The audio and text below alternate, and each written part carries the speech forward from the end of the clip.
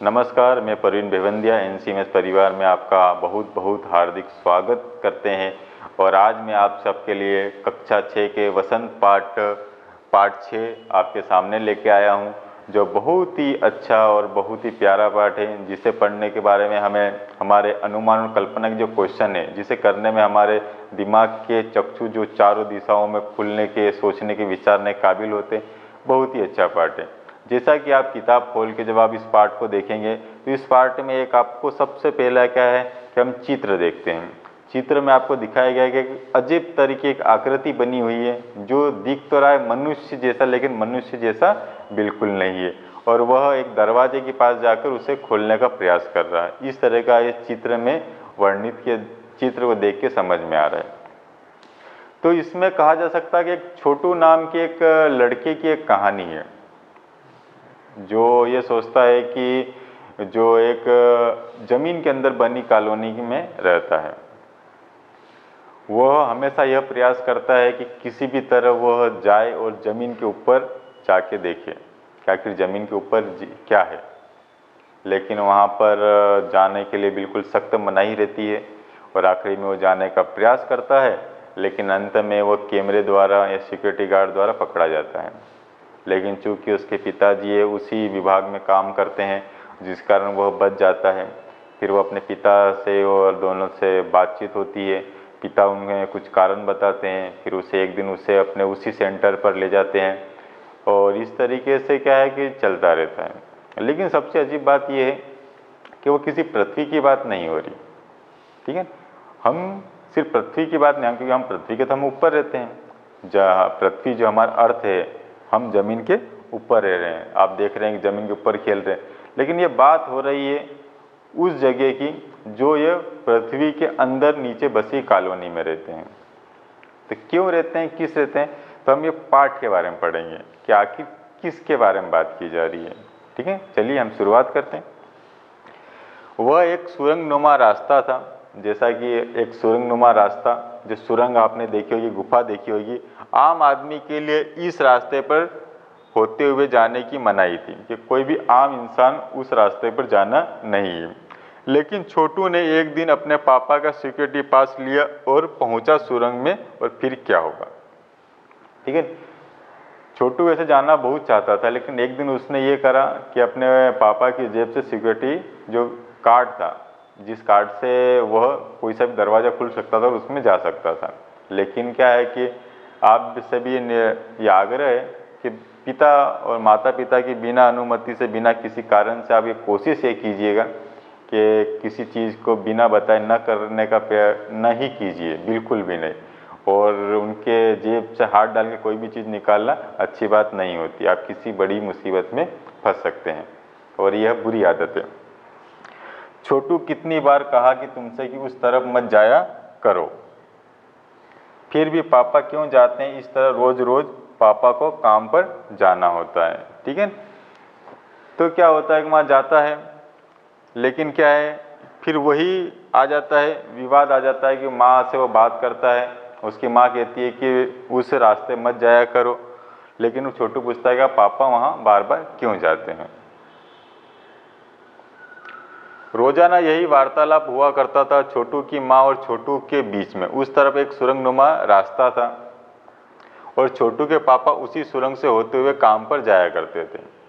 ठीक है, छोटू क्या है कि हमेशा सोचता था कि वो जो है ज़मीन के ऊपर जाने का हमेशा प्रयास करता था, कैसे करके जाऊं। और एक दिन तो सिक्योरिटी कार्ड से उसने अपने पापा की जेब से वो कार्ड ले लिया और जाने का प्रयास करा।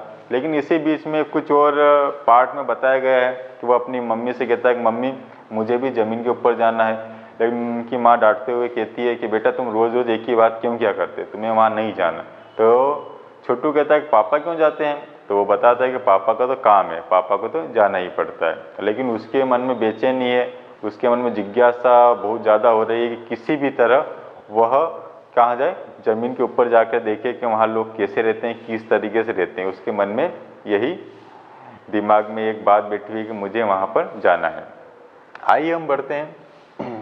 सुरंग से होते हुए काम पर जाया करते थे। आम आदमी के लिए इस रास्ते पर जाने के लिए मनाही थी, चंद चुनिंदा लोग ही इस सुरंगनुमा रास्ते का इस्तेमाल कर सकते थे और छोटू के पापा इन्हीं चुनिंदा लोगों में से एक थे। ठीक है ना, कुछ खास लोग ही वह वहाँ पर उस गुफा के अंदर या उस कह सकते हैं कि उस रास्ते पर जाने की सभी को मनाही थी, लेकिन कुछ कर्मचारी या चुनिंदा लोग थे वही उस रास्ते पर जा सकते थे, क्योंकि वह रास्ता सीधे धरती के ऊपर निकलता था। चलिए आइए, आज छुट्टी थी और छोटू के पापा घर पर ही आराम फरमा रहे थे। नजर बचाकर चोरी छिपे छोटू ने पापा का सिक्योरिटी पास हत्या ही लिया और चल दिया सुरंग की तरफ। ठीक है ना, छोटू ने क्या है सबसे बड़ी गलती क्या करी, ठीक है ना, कि अगर पेरेंट्स, आपके पेरेंट्स भी कुछ करने के लिए मना करते हैं कि नहीं आइसक्रीम नहीं खाना या ये नहीं खाना, तो क्या है आप इतने जिद्दी हो जाते हैं कि आप ध्यान ही नहीं रहता कि अच्छा काम हो कि बुरा काम है, और फट से किसी भी तरीके से मम्मी या पापा के पर्स से पैसे निकालने या जेब में हाथ डालने से नहीं चूकते। पर ये आदत क्या है कि बहुत बुरी होती है, जैसा कि छोटू के साथ भी हुआ कि उसने पापा के मना करने के बावजूद, समझाने के बावजूद भी उसने सिक्योरिटी पास है वह हत्या लिया, जो कि बुरी आदत है। चलिए आइए अब देखते हैं कि छोटू के साथ क्या होता है। वैसे तो उनकी पूरी कॉलोनी जमीन के नीचे बसी थी, जमीन के अंदर रहते थे। क्यों रहते थे इस पार्ट में हम पढ़ेंगे। यह जो सुरंगनुमा रास्ता था, अंदर दिए जल रहे थे और प्रवेश करने से पहले एक बंद दरवाजे को सामना करना पड़ता था।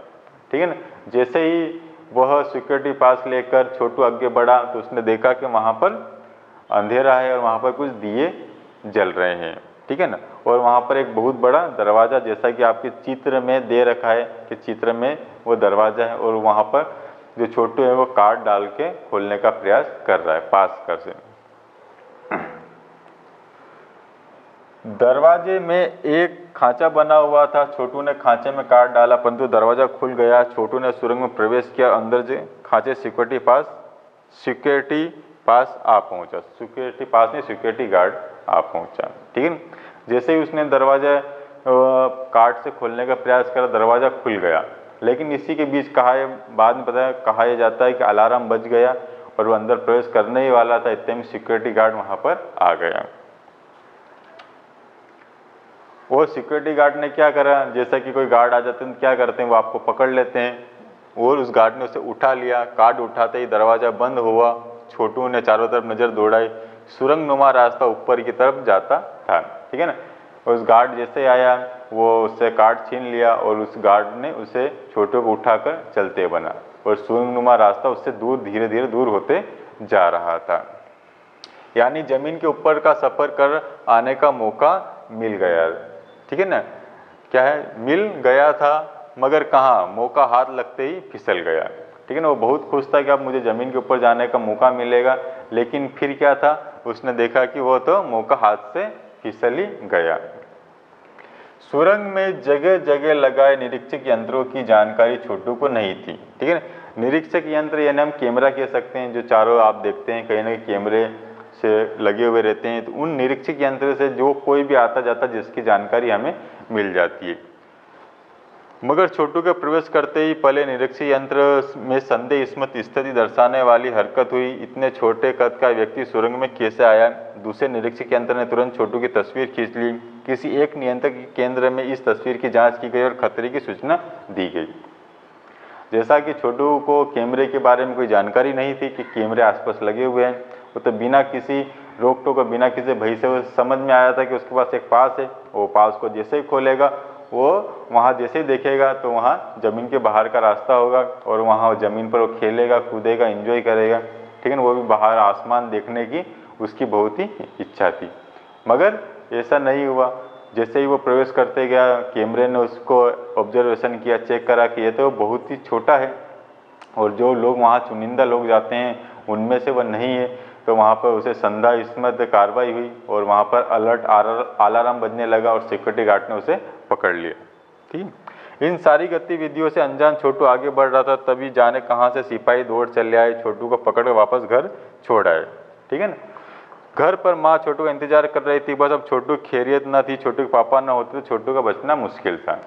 ठीक है ना, जैसे ही सिपाही सिक्योरिटी गार्ड ने उसे पकड़ लिया, लेकिन चूंकि उसके पिताजी उसी विभाग में कार्य करते थे इसलिए छोटू बच गया, नहीं तो उसको हो सकता है कुछ अलग भी पनिशमेंट मिलने की पूरी संभावना थी। संभावना की थी उसे पनिशमेंट मिलता है, क्योंकि उसने बहुत ही गलत कार्य किया। तो इस तरीके से कार्य आपसे निवेदन है कि इस तरीके से माता पिता को बताए बिना इस तरह कोई भी कार्य न करें। ठीक है, आगे बढ़ते हैं हम। ठीक है, क्योंकि हम देखते हैं कि जब पापा बहुत गुस्से में होते हैं तो माँ कहीं ना कहीं मम्मी हमारा सपोर्ट करती है, और माँ ने यही कहा, छोड़ो भी, मैं इसे समझा दूंगा, सब फिर अब ऐसी गलती कभी नहीं करेगा। पापा ने छोटू को बचा लिया। छोटू बोले, छोटू मैं यहाँ जहाँ काम करता हूँ ना, वह क्षेत्र जमीन से ऊपर है, आम आदमी वहाँ नहीं जा सकता क्योंकि वहाँ के माहौल में जी नहीं सकता। सिक्योरिटी गार्ड सीधे छोटू को पकड़कर उसके घर लेके आए। उसके पापा ने पहले उनका बचाव किया कि छोड़ो, मैं अब इसको समझा दूंगा और मैं इसकी तरफ से माफ़ी मांगता हूँ, ऐसी गलती ना करेगा।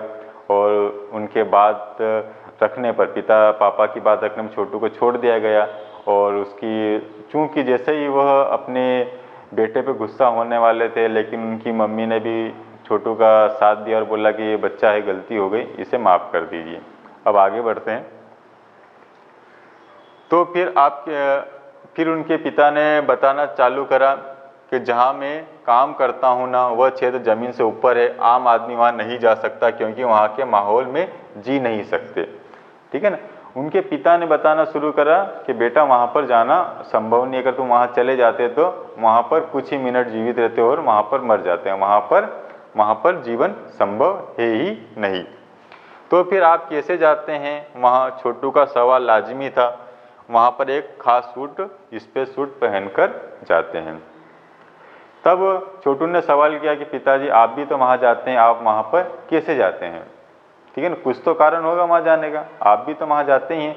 तब उनके पिता ने बताया कि वहाँ पर कुछ खास स्पेस सूट पहनकर जाता हूँ, जिस पे बहुत सारे तापमान मेंटेनेंस रखा है। वहाँ पर जो प्राणदायक वायु ऑक्सीजन गैस रखी है, जिससे वो श्वसन करते हुए गैस रख रखी है, जिससे हम वहाँ से जी सकते हैं। अगर वहाँ पर हम ये सब चीज़ें लेकर नहीं जाए तो वहाँ कुछ ही मिनटों पर हम वहाँ पर मर जाएंगे। आगे बढ़ते हैं। स्पेस सूट पहनकर जाता हूँ। इस स्पेस सूट में मुझे ऑक्सीजन मिलता है, जिससे मैं सांस ले सकता हूँ। इसी स्पेस सूट की वजह से बाहर की ठंड से मैं अपने आप को बचा सकता हूँ। खास किस्म के जूतों की वजह से ज़मीन के ऊपर चलना मुमकिन होता है। ज़मीन के ऊपर चलने फिरने के हमें एक विशेष प्रकार का प्रशिक्षण दिया जाता है। ठीक है, वो जब वो सूट पहनते हैं तो उस सूट में प्राणदायक ऑक्सीजन गैस होती है, जिससे वो श्वसन ले सकते हैं। इसी के साथ में जो पृथ्वी के ऊपर है, वहाँ पर क्या इतनी ठंड है कि वहाँ पर कुछ ही क्षणों में रक्त है वह जम जाएगा, हड्डियाँ जम जाएगा, मनुष्य वहीं पर ख़त्म हो जाएगा। तो वहाँ पर, और उसके साथ में ज़मीन ऐसी है कि वहाँ पर चलने के लिए विशेष प्रकार के जूते का निर्माण किया गया है। उन जूतों के द्वारा ही उस ज़मीन पर चला जा सकता है। अगर हम उस जूते नहीं होंगे तो वहाँ पर चल नहीं सकते। इसके लिए भी विशेष ट्रेनिंग दी जाती है। छोटू सुन रहा था। पापा आगे बताने लगे कि एक समय था, ठीक है ना, जब मंगल ग्रह पर सभी लोग ज़मीन के ऊपर ही रहते थे, बगैर किसी तरह की यंत्रों की मदद के बगैर। ठीक है, अब हमारे दिमाग में ये पार्ट आ रहा है कि अभी तक हम यही सोच रहे थे कि यह पार्ट क्या है, पृथ्वी का है, पृथ्वी से दिया गया है। लेकिन जब हमने यहाँ पढ़ा कि अपने मंगल ग्रह पर, तो मंगल ग्रह जो मार्स है उसकी बात की जा रही है कि उस मंगल ग्रह के बारे में ये हम पाठ पढ़ रहे हैं। सबसे विशेष बात ये कि मंगल ग्रह में छोटू मंगल ग्रह में छोटू जमीन के नीचे पृथ्वी की बनी कॉलोनी में सभी वहीं रहते थे, पृथ्वी के ऊपर नहीं रहते थे। और आज हम जो पृथ्वीवासी हैं, जो जमीन के, हम ऊपर रहते हैं। लेकिन जैसा कि अगर हम अपनी प्रकृति का या हमारे समाज का अगर हम पूरा ध्यान नहीं रखेंगे तो एक समय ऐसा भी आएगा कि जब हमारा मौसम हमारे खिलाफ हो जाएगा, प्रकृति हमारे खिलाफ हो जाएगी, और जिससे हम जीवन असंभव हो जाएगा। फिर हमें कहीं ना कहीं और तरीका अपनाना पड़ेगा, जैसे कि छोटू और ये अपना रहे हैं। अपने मंगल ग्रह पर सभी लोग जमीन के ऊपर ही रहते थे, बगैर किसी तरह की यंत्रों की मदद के, बगैर किसी खास किस्म की पोशाक के। हमारे पूर्व जमीन के ऊपर रहा करते थे।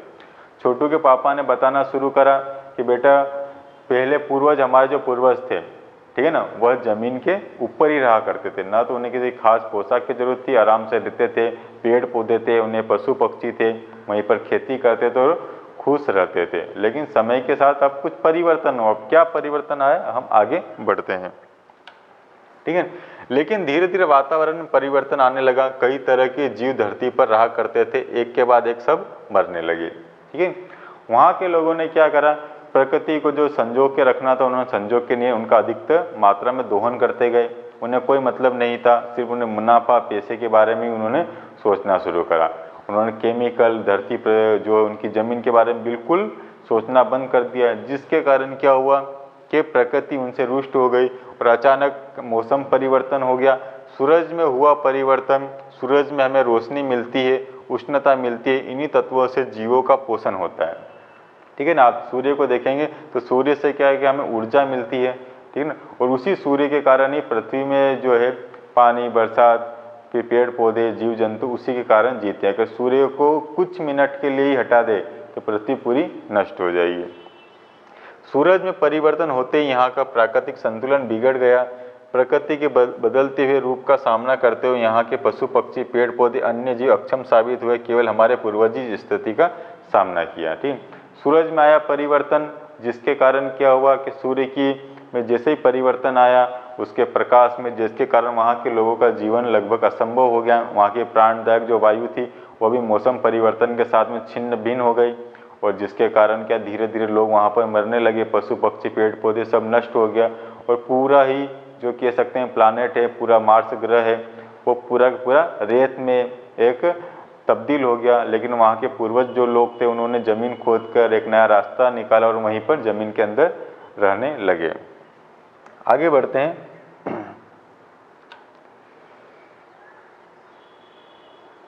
ठीक है, और इस तरीके से जब छोटू को पता चला तो बहुत निराश हुआ, लेकिन उसके मन में एक इच्छा थी कि पापा मुझे भी वहाँ पर एक बार जाना है, मैं भी वहाँ पर जाना चाहता हूँ। तो उनके पापा ने कहा, बेटा तुम्हें इसके लिए खूब पढ़ाई करनी होगी, खूब मेहनत करनी पड़ी होगी, अगर तुम पढ़ लोगे तो वहाँ पर तुम जरूर काम मिलेगा और तुम वहाँ पर जाएंगे। और जिससे छोटू ने कहा कि मैं पापा मैं खूब मन लगा के पढ़ूंगा और वहाँ पर अवश्य जाऊँगा। ये घटना अब सेकेंड पार्ट स्टार्ट होता है इसी पार्ट में से। दूसरे दिन छोटू के पापा काम पर चले गए, देखा तो कंट्रोल रूम के वातावरण बदला बदला सा था। शिफ्ट खत्म कर घर जा रहे थे कि स्टाफ प्रमुख ने टीवी स्क्रीन की तरफ इशारा किया। ठीक है, दूसरे दिन होता है जब पापा वापस घर जाने, उनकी छुट्टी का समय हो गया था, घर जा रहे थे, तभी वहाँ पर देखा कि जो स्क्रीन है, कंप्यूटर की स्क्रीन है, वहाँ पर कुछ चीज़ दिखाई दी। स्क्रीन एक बिंदु की झलक रहा था। पहले शुरू में एक बिंदु जैसा दिख रहा था, शुरू में ऐसा लग रहा था कि कोई तारा है। ये आसमान का तारा नहीं है, क्योंकि कंप्यूटर से पता चल रहा है कि ये अपनी जगह अडिग नहीं रहा है। पिछले कुछ घंटों के दौरान इसने अपनी जगह बदली है। कंप्यूटर के अनुसार ये हमारी धरती की तरफ बढ़ता आ रहा है। ठीक है ना, जब मंगल ग्रह के लोग कह रहे हैं कि उनके लिए तो उनकी धरती ही है। ठीक है, तो जब उन्होंने शुरू में स्क्रीन टीवी जो कंप्यूटर स्क्रीन में देखा तो ऐसा लगा कि कुछ एक चमकदार चीज़ उनकी धरती की ओर, उनके ग्रह की ओर बढ़ रही है। लेकिन धीरे धीरे देखा लोगों को लगा कि ये तो एक तारा है, लेकिन वहाँ के लोगों ने इन्हें बताया कि वह तारा तो एक ही जगह पर, एक ही स्थान पर स्थित रहते हैं, लेकिन यह धीरे धीरे अपनी पृथ्वी की ओर आ रहा प्रतीत हो रहा है। आगे बढ़ते हैं। क्या सचमुच अंतरिक्ष यान होगा? कहाँ से आ रहा होगा? सौर मंडल में हमारी तरह धरती के अलावा और भी कौन से ग्रह जीवों का अस्तित्व होगा? कौन होगा? कैसे हो सकता है? और ये अगर होगा भी तो क्या वो इतनी प्रगति कर चुके हैं कि अंतरिक्ष यान छोड़ सके? वैसे तो हमारे पूर्वज भी अंतरिक्ष यानों उपग्रहों का प्रयोग किया था, मगर अब हमारे लिए ये असंभव है। इसके लिए आवश्यक मात्रा में ऊर्जा हो तो काश इस नए मेहमान को नज़दीक से देखा जा सके। ठीक है ना, सभी के मन में ये विचार था कि क्या हमारे ग्रह के बाहर भी कोई जीवन है, और जीवन है तो क्या उन्होंने इतनी प्रगति कर ली है कि वह अपने यान में बैठकर एक ग्रह को छोड़कर दूसरे ग्रह पर आ सके। तो इस तरह की बात, क्योंकि हमारे जो कह रहे कि मंगल ग्रह के वासी जो आपस में बात कर रहे थे, वो कह रहे थे कि हमारे जो पूर्वज थे उनके पास इतनी तकनीकी थी, इतनी शक्ति थी, इतना सामर्थ्य था कि उनके पास खुद के उपग्रह थे, लेकिन वह धीरे धीरे सब नष्ट हो गए। और अब हमें उस तरह की ग्रह बनाते हमें बिल्कुल नहीं आता, और उसके ऊर्जा को कैसे हम एक जगह इकट्ठी करके रख सके इसकी भी कोई जानकारी नहीं थी। अब उन्होंने उस तरफ देखा कि जो अंतरिक्ष यान धीरे धीरे बढ़ते जा रहा था वो मंगल ग्रह की ओर आ ही रहा था। अब अंतरिक्ष यान में से एक यांत्रिक हाथ बाहर निकला। एक अंतरिक्ष यान जब नीचे जमीन पर रुका तो वहाँ पर एक उन्होंने के यांत्रिक यानी कंप्यूटर या मशीनी हाथ एक बाहर निकला। छोटू के पापा ने अवलोकन जारी रखा। कॉलोनी की प्रबंध समिति की सभा बुलाई गई कि ऐसा लगा कि इमरजेंसी के लिए एक सभा बुलाई गई। अध्यक्ष भाषण दे रहे थे। हाल ही में मिली जानकारी से पता चला कि 2 अंतरिक्ष यान हमारे मंगल ग्रह की तरफ बढ़ते चले आ रहे हैं। ठीक है ना, एक नहीं 2 अंतरिक्ष यान है जो मंगल ग्रह की ओर बढ़ रहे हैं। ठीक है, इनमें से एक अंतरिक्ष यान हमारे इर्द गिर्द चक्कर काट रहा था, जो सब जगह तलाश कर रहा था उसका एरिया, मंगल ग्रह कैसा है वो जाए। कंप्यूटर के अनुसार अंतरिक्ष यान नजदीक के ही किसी ग्रह से छोड़ा गया था। ऐसा अनुमान लगा रहे थे कि कोई दूसरे ज़्यादा दूर नहीं, आसपास के ग्रह से ही आया हुआ है। ऐसी हालत में हमें क्या करना चाहिए, इसकी कोई निश्चित सुनिश्चित योजना बनानी जरूरी है। ठीक है ना, अब हमें इसके बचाने के लिए मंगल ग्रह के लोग डर गए कि अगर हमारे अस्तित्व के बारे में इन्हें पता चल गया तो हो सकता है कि हमारे जीवन को खतरा हो सकता है, हमारे लोगों को खतरा हो सकता है। तो हमें क्या करना चाहिए, इसके लिए योजना बना। नंबर 1, आपका क्या ख्याल है? ठीक है, नंबर क्या 3 टीमों में विभाजित थी और 3 टीमों का क्या क्या कार्य था, हम आगे पढ़ते हैं। कॉलोनी की सुरक्षा की पूरी जिम्मेदारी नंबर 1 पर थी। ठीक है ना, वहाँ के लोगों के, वहाँ की कॉलोनी की, वहाँ की जनता की सुरक्षा की, सिक्योरिटी की जिम्मेदारी नंबर 1 पर थी। उन्होंने कुछ कागज समेटते हुए बोलना शुरू किया कि उन्होंने कागज यूँ हाथ में लिए और समेटते हुए सभी को बोलना शुरू किया। क्या बोले? दोनों अंतरिक्ष यानों को जलाकर खाक कर देने की क्षमता हम रखते हैं, मगर इससे हमें कोई भी जानकारी हासिल नहीं हो सकेगी। अंतरिक्ष यान बेकार कर जमीन पर उतरने पर मजबूर कर देने वाले यंत्र हमारे पास नहीं है। हालांकि ये अंतरिक्ष यान खुद ब खुद जमीन पर उतरते हैं तो उन्हें बेकार कर देने की क्षमता हमें अवश्य है। मेरी जानकारी के अनुसार इन अंतरिक्ष यानों में सिर्फ यंत्र है, किसी तरह के जीव इनमें सवार नहीं है। ठीक है, जो नंबर 1 ने जो है उनकी बात ये थी कि हम अंतरिक्ष यान जब आएंगे तो उन्हें हम नष्ट भी कर सकते हैं और ऐसा कर सकते हैं कि बिल्कुल वह यंत्र हमारे, लेकिन उन्हें पूरी तरीके से नष्ट नहीं किया जा सकता। हम ऐसा कर सकते हैं, तरंगे छोड़ सकते हैं कि कुछ समय के लिए कार्य करना बंद हो जाए। नंबर 1 की और वहाँ पर उस यंत्र जो था पूरा कंप्यूटर मशीन ही था जिस पर कोई भी जीव सवार नहीं था। नंबर 1 की बात सही लगती थी। नंबर 2 एक वैज्ञानिक थे और नंबर 2 जो दूसरी टीम बनी हुई थी, वहाँ पर जितनी टीम थे, वहाँ मेंबर थे, वो सभी वैज्ञानिक थे। वे बोले हालांकि यंत्रों को बेकार कर देने में भी खतरा है, इनके बेकार होते ही दूसरे ग्रह के लोग हमारे बारे में जान जाएंगे, इसलिए मेरी राय है कि सिर्फ अवलोकन करते रहना चाहिए। वैज्ञानिक की टीम बोली कि हम इन यंत्रों को नष्ट कर सकते हैं, बेकार तो कर सकते हैं, ये हमें इतनी पावर, इतना सामर्थ्य है, लेकिन जैसे ही हमने इन्हें बेकार किया तो दूसरे ग्रह के लोग समझ जाएंगे कि यहाँ पर भी लोग रहते हैं, तो हो सकता है कि हमारे अस्तित्व पर, हमारे जीवन पर खतरा हो। चलिए हम आगे बढ़ते हैं। ठीक है, नंबर 2 की टीम ने कहा कि जहाँ तक हो सके हमें अपने अस्तित्व को छिपाए रखना चाहिए। जिन लोगों ने अंतरिक्ष यान भेजे हैं वे कल इनसे बड़े यान भेज सकते हैं, जिससे इन यंत्रों को गलतफहमी भी हो सकती है। जमीन पर कोई ना कोई भी चीज़ इतनी महत्वपूर्ण नहीं है जिससे लाभ उठा सके। अध्यक्ष महोदय ने दरखास्त करता हूँ कि इस तरह का प्रबंध हमारे यहाँ किया जाए। नंबर 3, ठीक है ना, नंबर 2 ने बोलना शुरू किया कि अंतरिक्ष यानों को जैसे ही अगर हमने नष्ट कर दिया तो उन्हें पता चल जाएगा कि मंगल ग्रह पर जीवन है और उनका अस्तित्व खतरे में पड़ सकता है।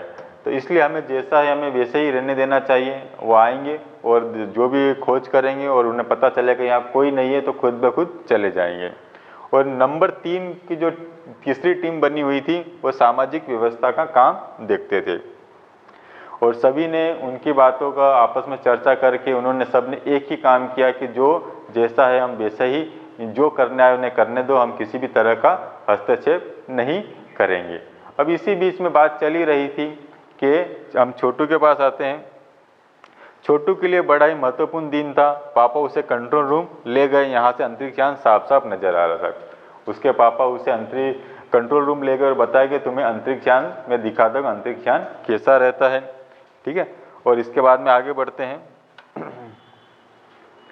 लेकिन इसी बीच में कहते हैं कि छोटू के पापा, उन्होंने छोटू को एक काउंसल दिखाया।